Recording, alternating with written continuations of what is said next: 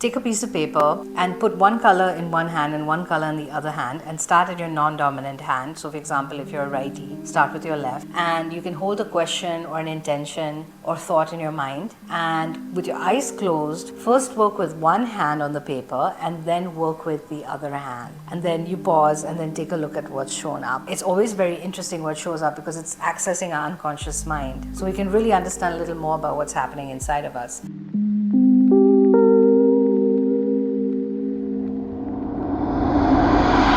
Welcome back to In Our Wellness Era. I'm Ashni Gajaria, the co-founder of Meditourz, a wellness and well-being tourism company and platform.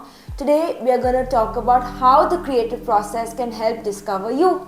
So today we have Rivka with us, who's an expressive arts therapist and has recently returned from Switzerland. Rivka is going to teach us how art can transform our lives. So Rivka, can you tell us a bit about expressive art therapies and how did you get into this work? Sure. First, I'm so happy to be here today with you, Ashni. And I got into the work through my own personal journey and my own self-discovery. It's like when I did the work, really opened up new horizons and fresh perspectives for me. So I was really excited by that, and I really wanted to bring this work to India.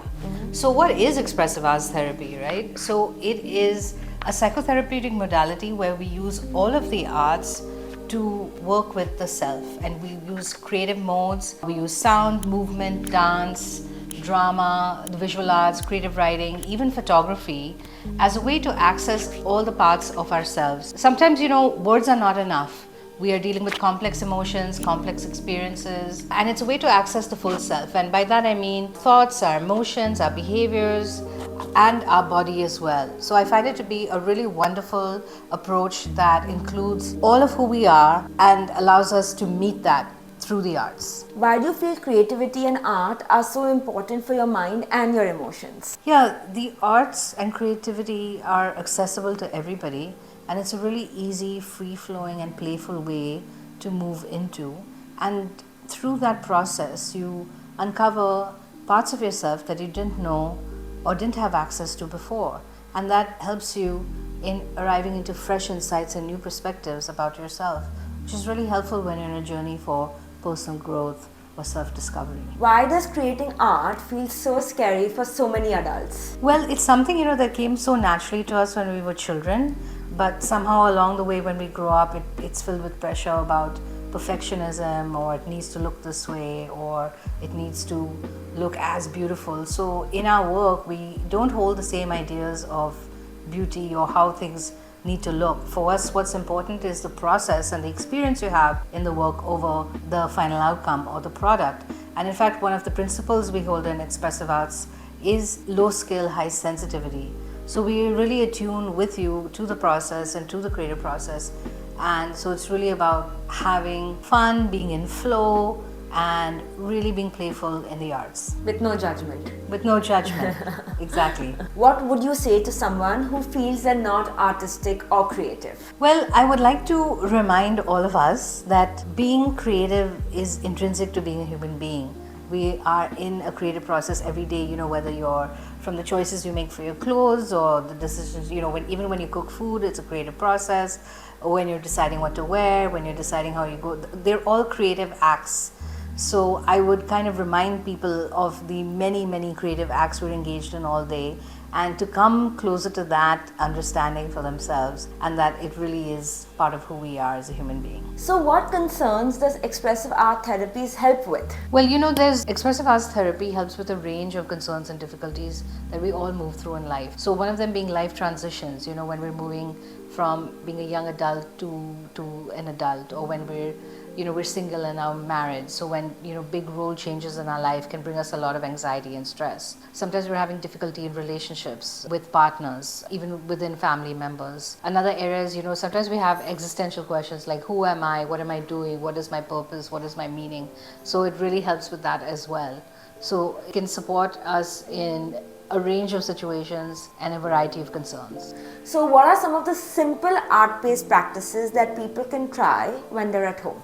There are so many great ones. So a really easy one is to take a piece of paper and put one color in one hand and one color in the other hand, and start at your non-dominant hand. So for example, if you're a righty, start with your left, and you can hold a question or an intention or thought in your mind, and with your eyes closed, first work with one hand on the paper and then work with the other hand. And then you pause and then take a look at what's shown up. It's always very interesting what shows up because it's accessing our unconscious mind. So we can really understand a little more about what's happening inside of us. Another great exercise that I love is with movement, maybe low energy or no energy.